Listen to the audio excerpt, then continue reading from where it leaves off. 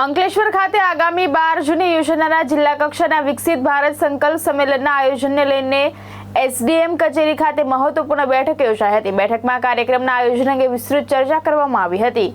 ભરૂચ જિલ્લા કક્ષાનું વિકસિત ભારત સંકલ્પ સંમેલન આગામી 12 જૂનના રોજ અંકલેશ્વરના શારદા ભવન ટાઉન હોલ ખાતે યોજાનાર છે। તેના આયોજનને લઈને અંકલેશ્વર તાલુકા સેવા સદન ખાતે પ્રાંત અધિકારી ભવદીપસિંહ જાડેજાની અધ્યક્ષતામાં બેઠક યોજાઈ હતી।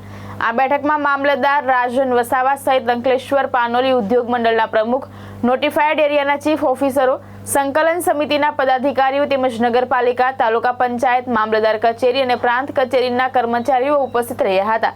બેઠક દરમિયાન વિકસિત ભારત સંકલ્પ સંમેલનના આયોજન, વ્યવસ્થા અને વિવિધ કામગીરી અંગે વિસ્તૃત ચર્ચા કરવામાં આવી હતી।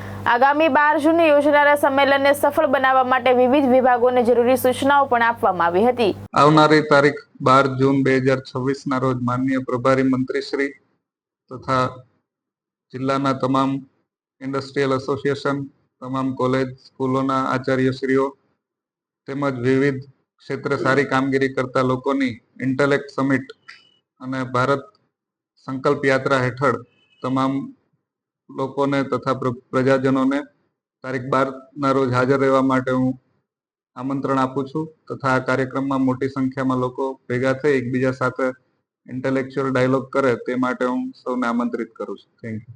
ધર્મેશ રાણા, દ્રષ્ટિકોણ ન્યૂઝ, અંકલેશ્વર।